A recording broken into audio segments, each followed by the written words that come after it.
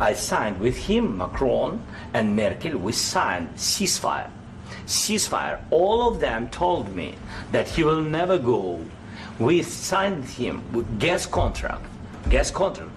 Yes, but after that, he broken this ceasefire. He killed our people and he didn't exchange prisoners. We signed the exchange of prisoners, but he didn't do it. What kind of diplomacy, JD, you are speaking about? What do you mean? I'm talking about the kind of diplomacy that's going to end the destruction of your country. Yes, but if you Mr. President, with respect, I think it's disrespectful for you to come into the Oval Office and try to litigate this in front of the American media. Right now, you guys are going around and forcing conscripts to the front lines because you have manpower problems. You should be thanking the president for trying to bring an end to this conflict. Have you ever been to Ukraine that you say what problems we have? I have been to. Come once. I've actually watched and seen the stories, and I know what happens is you bring them on a propaganda tour, Mr. President. Do you disagree that you've had problems bringing people into your military? And do you think that it's respectful to come to the Oval Office of the United States of America and attack the administration that is trying to prevent the destruction of your country? A lot of questions. Let's start from the beginning. Sure. First of all, during the war, everybody has problems, even you, but you have nice ocean and don't feel now, but you will feel it in the future. God bless. You don't know that. God bless. God bless. You will not have a war. Don't tell us what we're going to feel. We're trying to solve a problem. Don't tell us what we're going to feel. I'm not telling you. Because you're in no position to dictate that. That's exactly what you're doing. You're in no position to dictate what we're going to feel.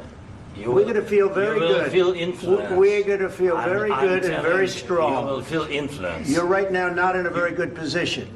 You've allowed yourself to be in a very bad position, and he happens to be right about it. From the very beginning of the war. You're not in a good position. You don't have the cards right now. With us, you start having not cards. Playing cards. Right now, you don't. You're playing cards. Mr. President. You're playing cards. Serious. You're gambling with the lives of war. millions of people. You're gambling with World War III. You're gambling with World War III.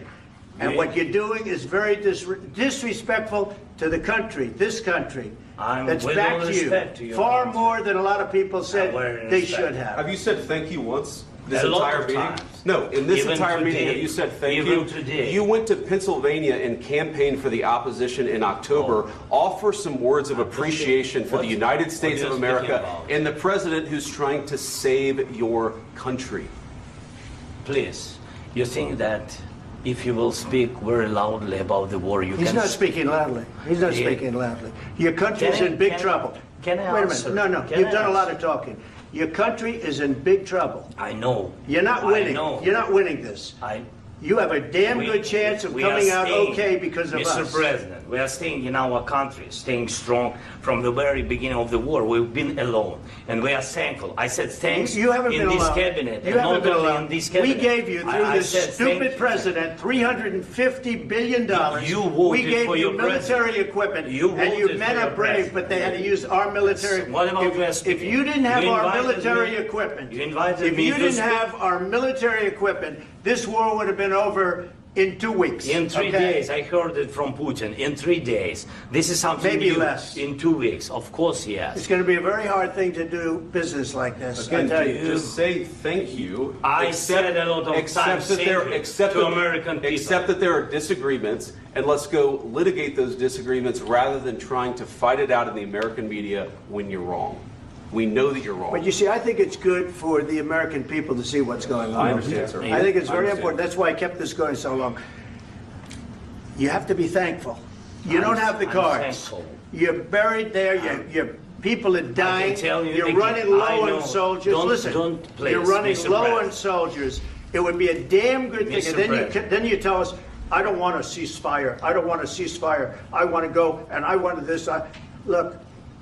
If you could get a ceasefire right now, I tell you, you take it so the bullets stop flying and your men stop getting killed. Of course, we want to stop the war. But you're saying you don't want a ceasefire. But I said to you, I want a ceasefire. With guarantees. Because you'll get a ceasefire faster than an agreement. Ask our people about ceasefire, what they think.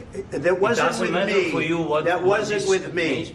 That was with wasn't a guy named Biden, who was not a smart person. That was with Obama. It was your president. Excuse me. That was with Obama, who gave you sheets, and I gave you javelins. Yes. I gave you the javelins to take out all those tanks. Obama gave you sheets.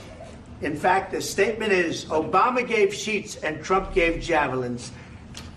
You got to be more thankful, because let me tell you, you don't have the cards. With us, you have the cards.